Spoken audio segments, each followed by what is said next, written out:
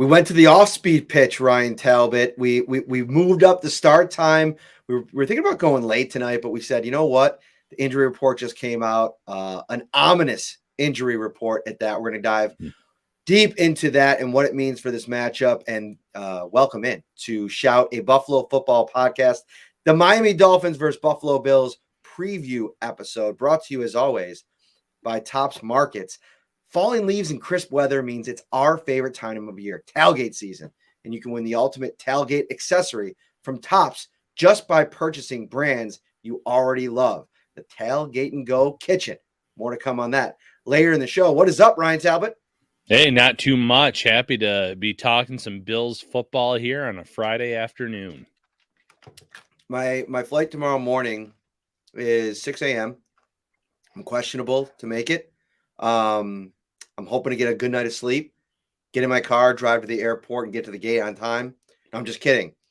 It feels like everything's questionable right now because you look at the Bills injury report, 4 players ruled out already. Jordan Phillips, defensive tackle. Ed Oliver, defensive tackle. Cornerback, Dane Jackson. Micah Hyde, safety. And then you get to the questionable portion of the injury list. You're looking at Tim Settle with the calf.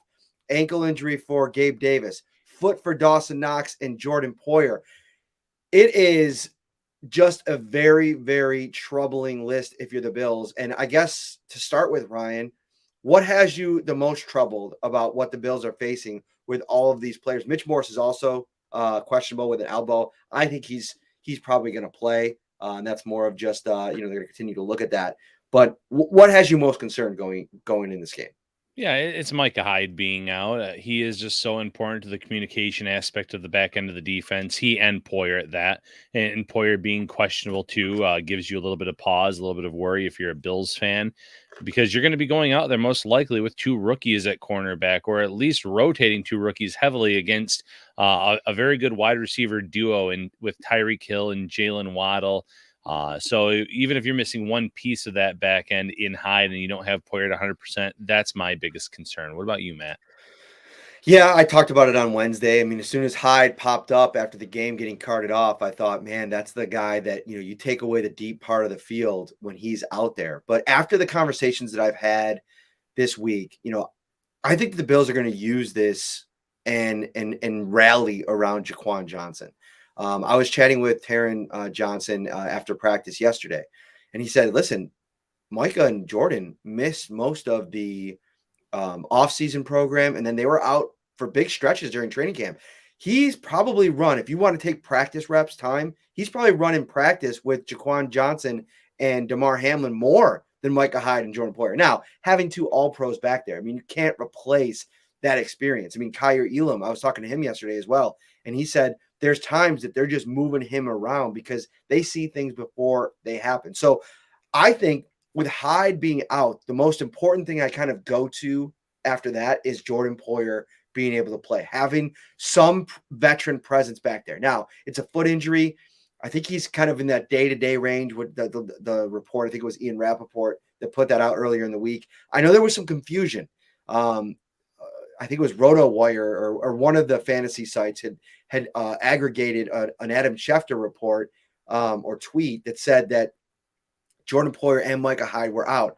But I think there was some confusion there. I think Adam Schefter was saying Jordan Phillips and Micah Hyde are out, and then the aggregating site said Poyer. So there's a lot of confusion on social media right now. Poyer is not out yet. They want to see how he practiced today. They want to see how the weekend goes, see where he's at on Sunday. That's a big deal to me. If he can play, I feel like at least it gives you one veteran presence back there, and an important one, a guy that can, be good in coverage, has seen Tyreek Hill a ton, and then also somebody that's willing to get up and get dirty in the run game. Now, I think Damar Hamlin and Jaquan Johnson both could potentially do that, and I'm telling you, these guys have faith in it. I mean, what was the quote that I used in the story? Let me bring it up here real quick. And you can head over to Syracuse.com and NewYorkUpstate.com right now. I wrote about what the Bills are going to do without Micah Hyde.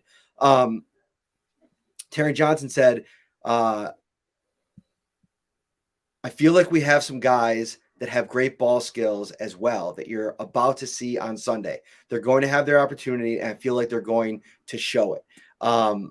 There's faith in that locker room that these guys can play, and we might find out, at least in Johnson's case. Yeah, and It's the unknown, I guess, man. That's probably the most worrisome thing. Yeah, they played a lot in the preseason. They were out there at training camp at times, getting a lot of reps, that being Jaquan Johnson, Damar Hamlin. But it's different when you're thrown into live game action, a real meaningful game, and you don't have a lot of reps under your belt, especially when you compare it to the reps of a Poyer and Hyde. And you're hoping Poyer can be out there, like you said, to help with the communication, to help make sure that Jaquan Johnson's comfortable. The young cornerbacks are comfortable. It's just something that's going to you have to almost see it play out with these younger guys, see how they handle themselves. And if they can pass this first test on Sunday, then if it is Hyde being out for a period of time, which we don't know that, then maybe you have a little bit more confidence in those younger, unproven to a certain extent type of talents.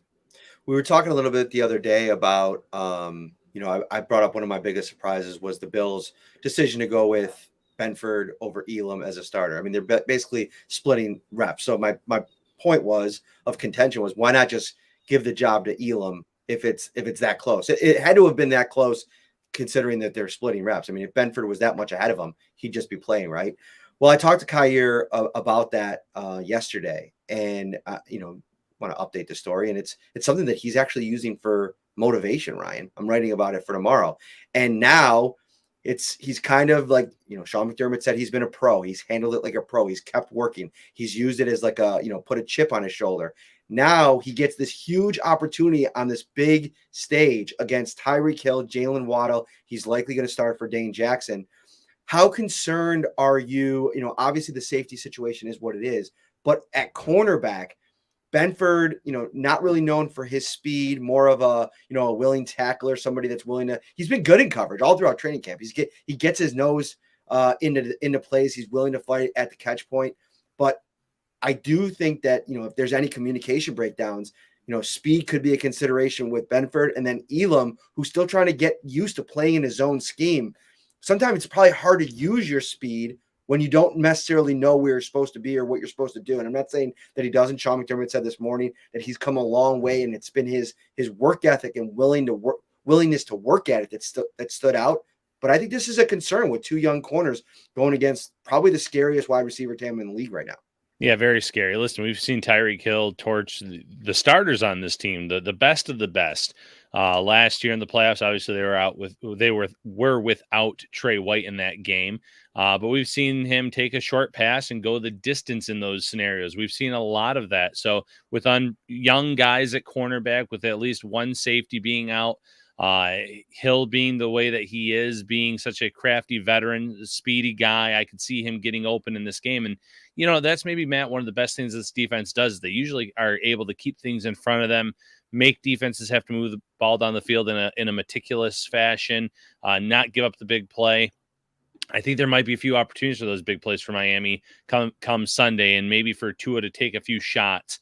And it'll be up to Buffalo's defense to respond to that, to be in the right position to make that play. But again, it goes back to, I need to be able to see what these young guys have in a situation like this, where they're going to be out there and they're going to be playing even more reps than they have throughout the first 2 weeks. Mm-hmm. Our good friend from down in Brazil, Bernardo Dietze, with the super chat, he said that Phillips and Hyde injuries came when they shouldn't have been in the game. Hope they play Rousseau more inside. See you guys at the Green Bay game. Obrigado, my friend. I cannot wait to see you in a couple of weeks. I actually did a story on Bernardo and all of his friends from Brazil that come up once a year for a trip. I think they're going to catch 2 games, the Green Bay game, and I think they might even be heading. I think there's the bye and then maybe the New York game. We'll chat about it. But thank you for the super chat, my friend. I appreciate it. Yeah, I mean, listen, there's never a perfect, way to, construct when to take guys out of the game, right? I mean, those injuries can kind of happen at any point. I don't really subscribe to that idea as much. I mean, yeah, they had their foot on the throat of the Titans, but in this league, I mean, Stephon Diggs talked about it this week. You never take your foot off the gas pedal, and unfortunately, it's just those kind of things happen in this league, and it could have happened at any time in the game. Yeah, I mean, you hit it on the head, and this was a week 2, Matt, where we saw so many late comebacks, so many teams claw back into the games in the fourth quarter. Miami, obviously, against the Ravens. We saw Arizona against the Raiders. We saw some of those types of games in week 1 as well. So while the Bills were starting to build a pretty comfortable lead, third quarter, late third quarter, early fourth quarter, what we saw across the league in those last 2 weeks is that teams can come back and put up points very quickly, and you can never be you don't want to just put in all the backups. Now, once the Titans went with Malik Willis and company, maybe that was when the Bills could, and I think they did for the most part, call off the dog, so to speak, put in the backups in many places. But it's a tough scenario because, like you said, Stephon Diggs said it himself.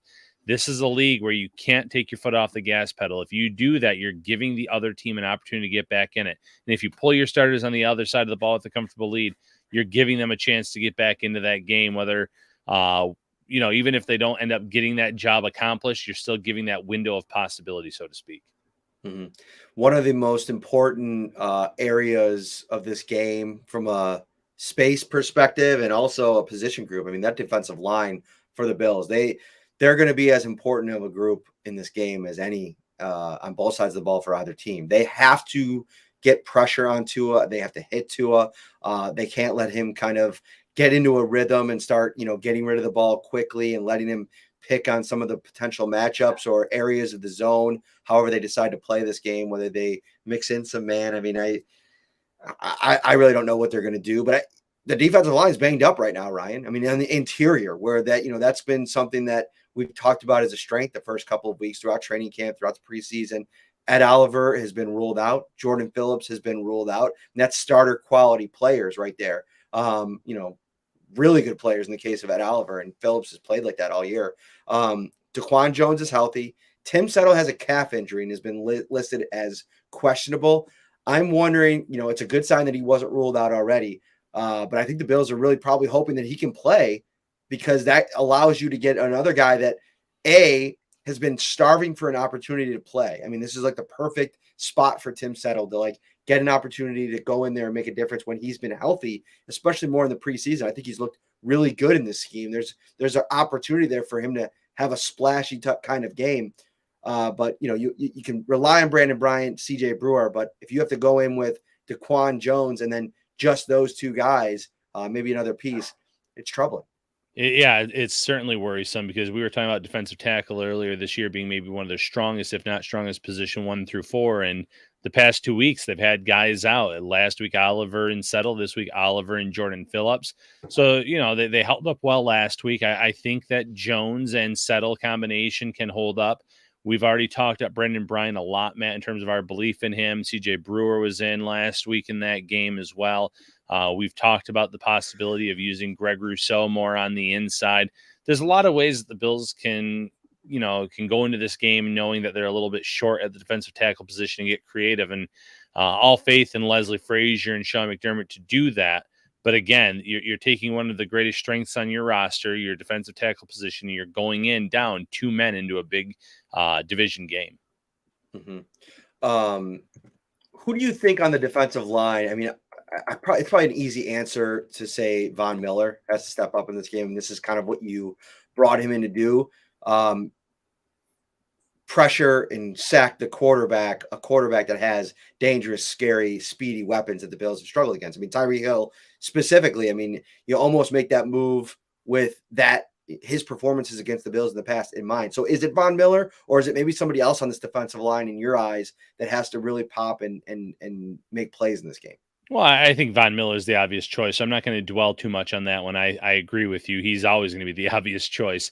I'm going to actually go with AJ Epinesa, and here's my thinking why. I think Rousseau, like I said, can kick inside a little bit and contribute in that regard, and you're going to need someone to step up more on the outside opposite Von Miller.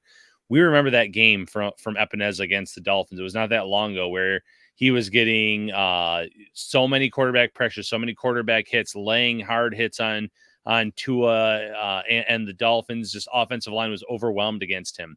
The get off time has always been exceptional for AJ Epinesa. Now it's about putting that pass rush arsenal together.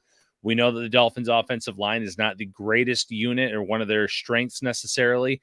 So I think you do have to get the rush and attack from multiple angles if you're this Bills team up front.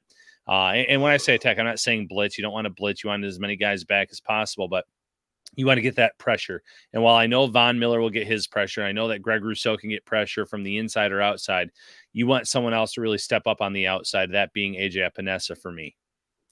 Yeah, I'm going to probably go more Rousseau just because of what Von Miller said about him this week. I mean, I was blown away listening back to that press conference about, you know that a guy like Von Miller is going to, put up for his guys, right? I mean, that he's been in the locker room with Greg Rousseau now, but to hear him talk about the potential of this player and how good he looked last week, I mean, it stuck out to me. He said he thinks he could be the best pass rusher in the NFL at some point. He's got this combination of size, compared him to, things that he can do to like Myles Garrett and some of the other elite pass rushers in the game.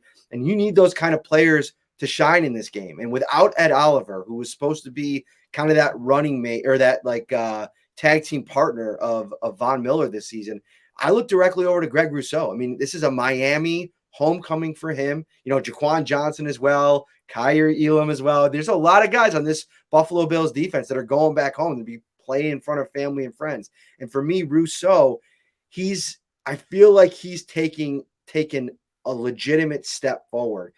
The Baltimore Ravens blitzed a ton last week, and that's not surprising, right? That's kind of their deal. I mean, I'm adding them up here: 4, 7, 8, 9, 10, 11, 12, 13, 17, 20, 22, 23 blitzes from the Baltimore Ravens last week, and it only equaled 8 pressures on Tua and 1 sack. I don't think the Bills are going to blitz even 15% of that. I think they've sent 3 blitzes all season. One of them were successful, the Tremaine Edmonds blitz early in the season, or last week. So that wouldn't be surprising to me if they tried to, shake things up and send it. Matt Milano's a really good blitzer just to kind of, freshen things up. But I think it's going to be about this 4-man pressure, this 4-man front. And to me, I look at Greg Rousseau, and I think he needs to have a big game for them to be successful.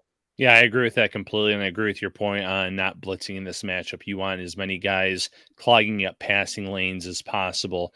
You have Edmonds in the middle of that defense. You have Milano out there, and then obviously Taron Johnson is that slot receiver. But make it more difficult for Tua. If you can get pressure at the front four, which they've been able to do the first 2 weeks, obviously week 1 being their best performance when everyone was healthy, I think that they can still create some turnovers against Miami's offense, put the offense in an advantageous situation that will allow them to score even more points. And if this does end up being a heavyweight slugfest, so to speak, then it'll bode well for the Bills to kind of keep those guys back and let your defensive line do what they're supposed to be doing best based on the money you're paying these guys and when you drafted some of these players. Let's flip it over to the offensive side. There's some questionable guys there and some concerning guys there. Gabe Davis fighting through that ankle injury. I put out some video of him yesterday. Looks like he's still kind of moving a little bit gingerly. He came out after practice yesterday and said he's 100% optimistic that he's playing on Sunday. Obviously, another South Florida guy that wants to play in front of probably family and friends. So I get the positivity, the positive vibes. But I think he's directly on the questionable line. Like, it would not surprise me if they wanted to hold him back one more week. I think Dawson Knox, to me, is more of a sure thing. Saw him moving around, dealing with that foot injury. He had it taped up a little bit. He's questionable as well, but I think he's probably trending in the right direction. We mentioned Mitch Morse at the top. I think he'll be all right. He finished the game a couple days ago and actually chatted with him a little bit today, and he seemed fine. Like, there wasn't anything about worry but you never know. I mean, I guess who knows what's going to happen. How important is Gabe Davis not being available in this one for you? Because let's just start there. Well, the Bills showed last week they can still put up points on offense. Josh Allen can still throw for 4 touchdowns.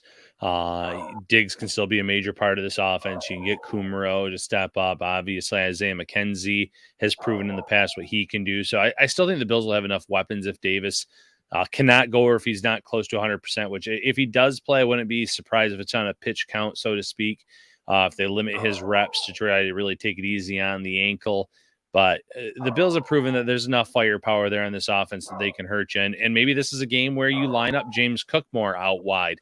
Maybe it's a game where you lean on the running backs a little bit more to do not just, catch the ball, but also run out of the backfield, give them a few extra carries. I like what I've seen from Ken Dorsey so far. He hasn't given me any reason to believe that he doesn't have a good game plan drawn up for this matchup, Matt. Yeah, I think that, like, in a perfect world, you want Davis to play. I think that that'll be a lot for the secondary to handle. Xavier Howard dealing with a groin injury, so he's not going to be 100% having to go and probably travel with Stephon Diggs and try to play man coverage on Stephon Diggs, which, Diggs kind of alluded that a little bit in his, that they do that really well. But the problem is, usually, players that are really good press corners still struggle with Diggs' ability to separate. So, and he's in his bag right now. I know he was talking about it yesterday. Like, he was talking about the success they've had and wanting to go and find some wood to knock on after he was talking about it with the media. But he's been so good that it's going to be probably hard for them to deal with him, whether or not Gabe Davis plays or not. I really like Isaiah McKenzie in this game. I think that he could potentially be a weapon for not only Josh Allen in the passing game, but maybe you kind of get him involved. You haven't done much with the gadgety stuff with him in a while. Maybe you put Jamison Crowder more traditionally in that role and maybe throw some curveballs now that, teams maybe aren't expecting that as much. And then also go back and look at Lamar Jackson. I know he had the one big run last week, but he had a couple of really good runs. I think Josh Allen put a lot of pressure on this defense, especially if they're going to send, big time blitz packages at them. Keep them off balance, run for, use those legs, get involved in the running game. I know they're going to probably want to get Singletary and Moss involved, but I think Allen has to be a factor in the run game as well in this game. Yeah, I agree with that. He can hurt you with his legs any week, but against Miami, against a team that was really hurt by Lamar Jackson at times last week, that makes sense. I love your point on Isaiah McKenzie. You can run some jet sweeps. You can line him up in the backfield. There's a lot of different ways that you can utilize them, even if it's just to kind of confuse the defense and get them on their toes. So it goes back to the original talking point, Matt. This team still has enough firepower if Gabe Davis cannot go to go toe-to-toe with a team like the Miami Dolphins. Now through October 29th, every time you use your Topps Bonus Plus card to purchase participating brands like Pepsi, Campbell's, Smithfield, and so many more, you're automatically entered for a chance to win a Tailgate and Go kitchen for the ultimate tailgating experience. As seen on Shark Tank, the Tailgate and Go kitchen is a portable outdoor kitchen and dry box made for any outdoor cooking setting. Set it up in the backyard, backwoods, stadium parking lot in seconds. Comes with a built-in cutting board, paper towel holder, bottle opener, spice rack, food divider compartments, storage net and lid, and knife magnet. For complete details, visit topsmarkets.com/redzone. There's so many ways to save, so many ways to win at Topps. All right, Ryan Talbot. Speaking of winning, valuehomecenters.com. Head over there and get the latest on the deals that they got for you this wonderful September weekend. And as always, when we're going into a game day, we got to get to our value keys to the game. So I'm going to start with you.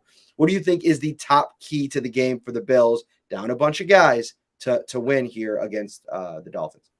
I feel like every week you can go to the pass rush. So I'm gonna go away from that a little bit this week. I'm gonna say don't give up the big play. Don't give up the deep ball down the field. Keep Miami in front of you. Challenge them to dink and dunk their way down the field consistently throughout this matchup and put up points that way. Easier said than done when you're missing a lot of guys on the back end, but I think with the pressure the Bills can generate, that's the best way to create turnovers, get hands up on passes, bat balls, get after the quarterback. We've seen Tua get sacked and fumble the ball before.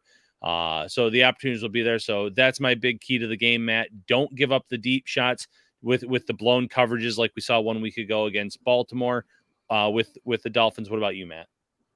My big key to the game is a physical approach with Waddle and Tyreek Hill. And, we've seen in the past teams that have tried to defend Stephon Diggs. I think of the Chiefs a couple of years ago in the AFC title game, just getting up on the line of scrimmage and being physical, setting a tone.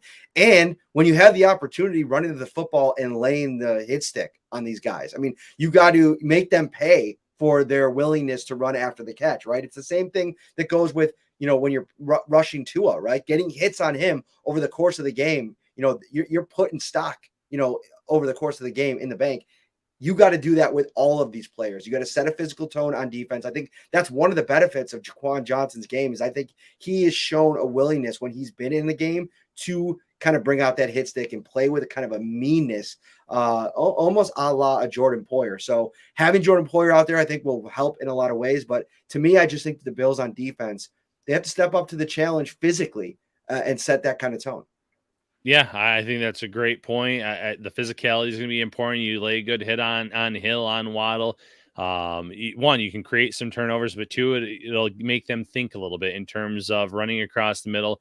I've seen a lot of, I don't want to take anything away from Tua's first 2 games. He's played well, but he's also had a lot of balls that have been floating where he's put his wide receivers in tough spots in terms of taking those hits. So I wouldn't be surprised if laying the wood, so to speak, or the hit stick, whatever you want to call it, is a big part of the game and the outcome of the game on Sunday. Mm-hmm. Prediction time, Ryan Talbot. Prediction. I put in a prediction already earlier in the week. I'm not going to change it. That is my goal every week, even though a lot of stuff, it doesn't really make sense to put a pick in on a Tuesday or a Wednesday, but it's just part of the gig over at Channel 4. So I'm going to stick with it. Why don't you lead us off? What do you got? What are you picking here in this game? Miami and the Bills reminds me of the Bills and the Patriots from years ago, where I can't pick Miami, even with all these injuries, until I actually see them beat Josh Allen Buffalo, who should be undefeated against the Dolphins in his career, minus a Charles Clay drop pass in the end zone. He would be. So I'm going Bills 35-17. I still don't believe in Tua Tagovailoa. He's going to have a few turnovers on Sunday in this matchup based on the way he's played early this season. They've gotten better this offseason, that being the Miami Dolphins. They're going to be a playoff contender. I think they're a legitimate wild card team in the AFC. But even with all these injuries, I still have faith or confidence in this Bills roster to leave Miami with a win on Sunday. What about you, Matt? Yeah, so I have the Bills too. It comes down to a couple of things for me. I think that the Bills in the past have shown an ability in the regular season, I think it was last year, to try to limit Tyreek Hill in a game. It didn't work so much in the playoffs, but they did have a little bit of success in the regular season. So I think the goal is to try to take one of those guys out of the game somehow. However they're going to game plan against them, and then get consistent pressure. And I think you're going to be able to do that, whether they want to send some blitzes and maybe change things up there. And that's another thing, as we're sitting here talking, that might be a way to go about it, is that you almost don't expect the Bills to blitz now. And now with a couple guys down in the middle, maybe you do that a little bit more. Maybe you send, Tremaine Edmonds, Matt Milano, Taron Johnson, even Jordan Poyer, if he's available, on a couple of those surprise blitzes that maybe can change the course of the game.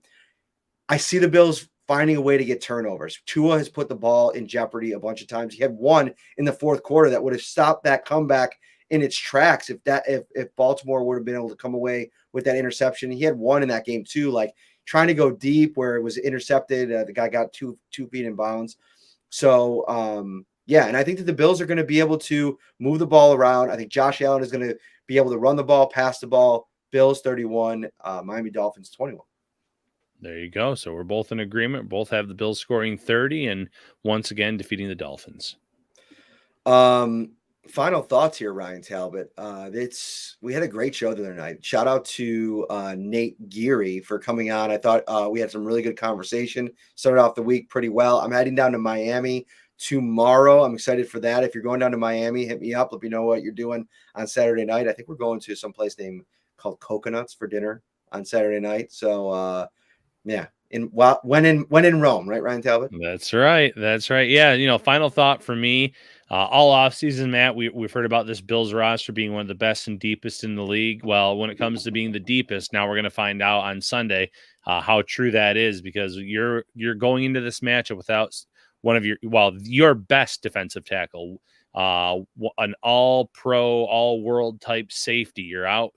You're going out with two rookie cornerbacks, most likely. So it's going to be interesting to see how they look with rookies in the back end, some young guys that haven't had a lot of reps, and then obviously being without guys like Ed Oliver and Micah Hyde. But I still do, like I said, believe in this Bills roster. I believe in Tops Markets, and let Tops do all the work for your game day and tailgating spreads. Whatever you need, even if you're watching the game from Buffalo, head over to Tops Markets. They have hot to go fresh large cheese and pepperoni pizzas, $14. Jumbo chicken wings, 10 count, $14. The legendary Tops breakfast pizza, you can get a large for $20. Buy it in the morning, eat it at 1 o'clock. It's perfect. Pizza or taco log, 6 count, $7.69. Baby back rib sections, $5.99 a pound, plus subs, sandwiches, wraps, apps, sides, and so much more. Visit topsmarkets.com/redzone for the complete menu of ready to enjoy fan favorites. My final thought, Ryan Talbot, is at the end of the day, it's Bills strength versus Dolphin strength. Offense versus offense. quarterback versus speed. You know, I agree with you. I got to see more from Tua against a defense that is going to throw some wrinkles at this young quarterback. In the past, they've caused nightmares for Tua, and I think that there's some potential for that again. I'm going to bet on Josh Allen in this game, finding enough offense to win this game on the road. All right, we will be back on Sunday at, let's say, 5:30. You know, get yourself some early dinner and then settle in as we break down everything that happened in Bills versus Dolphins. Thank you for watching. Like and subscribe before you go. He's Ryan. I'm Matt. We'll see you on Sunday, everybody.